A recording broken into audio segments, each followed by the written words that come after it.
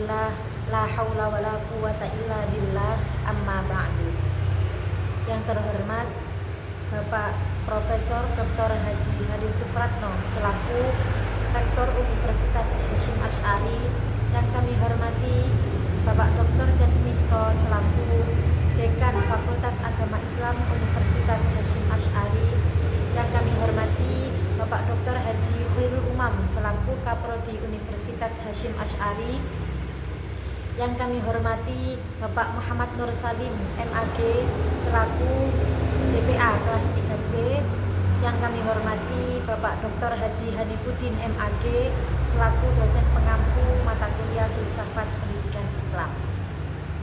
Dalam kesempatan kali ini kami akan mempresentasikan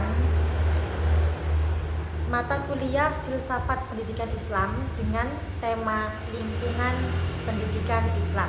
Yang pertama yaitu pengertian lingkungan pendidikan Islam menurut Abu Dinata, yaitu lingkungan yang terdapat ciri-ciri keislaman sehingga dapat terselenggaranya pendidikan Islam dengan baik. Kemudian yang kedua, macam-macam lingkungan pendidikan Islam, yaitu yang pertama keluarga, yang kedua ada sekolah atau madrasah, yang ketiga masyarakat. Namun seperti yang kita ketahui, sebagian masyarakat masih beranggapan bahwa sekolah memiliki pengaruh besar terhadap lingkungan pendidikan anak. Namun pendapat itu kurang tepat, karena menurut beberapa penelitian, selain sekolah, lingkungan keluarga dan masyarakat tidak kalah penting dalam pendidikan anak.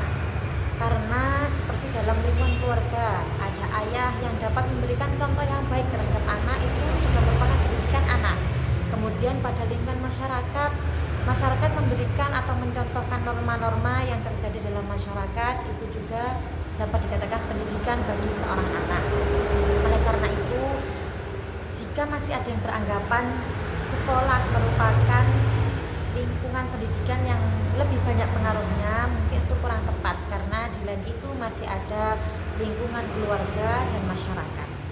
Yang ketiga yaitu pengaruh dampak globalisasi terhadap lingkungan pendidikan. Seperti yang kita ketahui, pada zaman sekarang ilmu pendidikan atau lingkungan pendidikan tidak bisa terlepas dengan dampak-dampak globalisasi.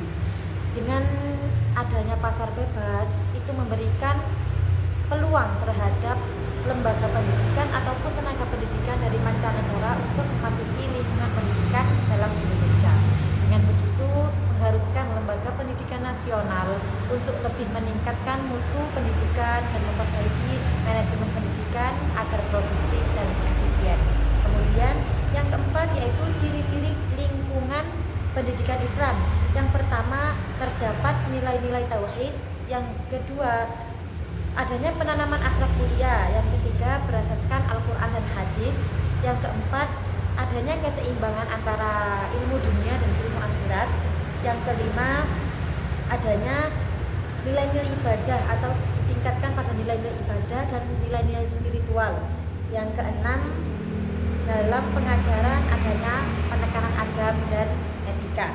Kemudian yang kelima yaitu dampak dari globalisasi terhadap lingkungan pendidikan, yaitu ada dampak negatif dan dampak positif. Yang pertama, dampak positif dari adanya globalisasi terhadap lingkungan pendidikan, yang pertama yaitu meningkatkan kualitas pendidikan. Yang kedua, memudahkan akses ilmu pendidikan.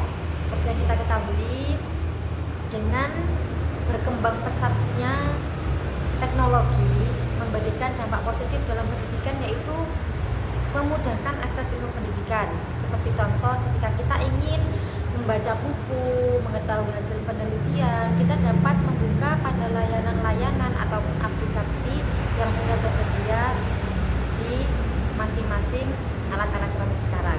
Kemudian yang ketiga, memberikan inovasi dalam metode pengajaran. Kemudian yang kedua, adanya dampak negatif dari globalisasi terhadap lingkungan pendidikan, yaitu yang pertama, kehilangan tradisi atau nilai-nilai Islam yang telah tertanam sejak dahulu.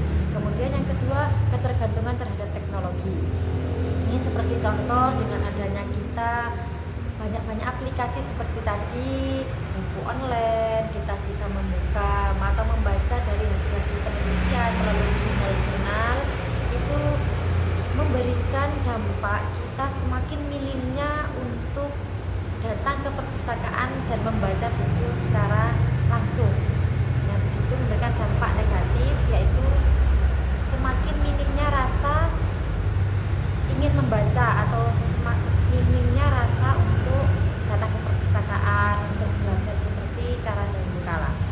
Kemudian yang ketiga, pengaruh budaya asing.